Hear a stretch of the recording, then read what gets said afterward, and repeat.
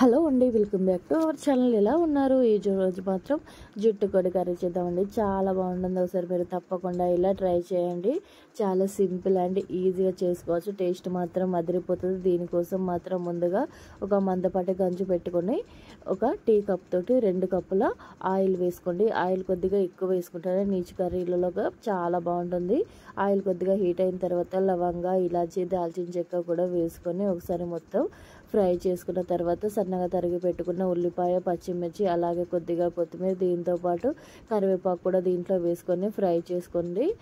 అంటే కరివేపాకు ఆయిల్లో వేసేటప్పుడు మాత్రం కొద్దిగా కేర్ఫుల్గా ఉండండి. అంటే పైన పడే అవకాశాలు చాలా ఎక్కువగా ఉంటాయి కాబట్టి దీంట్లోనే ఫ్రెష్గా నూరి పెట్టుకున్న అల్లం వెల్లుల్లి పేస్ట్ కూడా దీంట్లో వేసుకోండి. పచ్చివాసన అంతా పోయేంత వరకు ఫ్రై చేసుకున్న తర్వాత మనము కట్ చేసి పెట్టుకున్న అంటే జుట్టు కోడి కర్రీ దీంట్లో వేసుకోండి. చూసారు కదండి, జుట్టు కోడి కర్రీ మొత్తం దీంట్లో వేసుకొని అంటే జుట్టు కోడి నీచు వాసన రాకుండా ఉండడం కోసం మాత్రం కొద్దిగా పసుపు, కొద్దిగా సాల్ట్ వేసుకొని ఒక 2 సార్లు కడిగి పెట్టుకున్నారంటే నీచు వాసన అనేది కూడా రాకుండా ఉంటుందండి.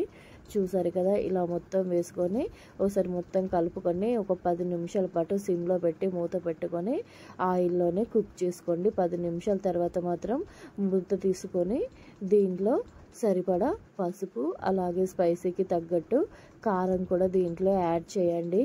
యాడ్ చేసుకొని మళ్ళీ ఒక 5 నిమిషాలు సిమ్లో పెట్టి మూత పెట్టుకోండి.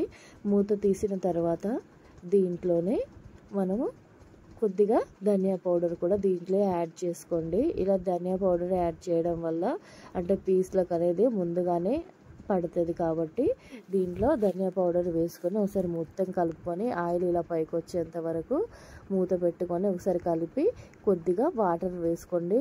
అంటే మీరు తీసుకునే కర్రీని బట్టి ఉంటుందండి. అంటే ముదురు కూడా అంటే లేత కూడా అనే దాన్ని బట్టి దీంట్లో కొద్దిగా కొత్తిమీర వేసుకోండి. దీంతోపాటు కొద్దిగా చికెన్ మసాలా కూడా వేసుకోండి. అలాగే కొద్దిగా కుడకపొడి, దీంతోపాటు సరిపడా సాల్ట్. నేను మాత్రం ఇంట్లో తయారు చేసుకున్న హోల్ గరం మసాలా 2 స్పూన్లంత వరకు వేస్తున్నానండి. అలాగే మొత్తం మనము మసాలాలు సాల్ట్ వేసిన తర్వాతనే అంటే ఎగ్స్ వేసుకోవాలి.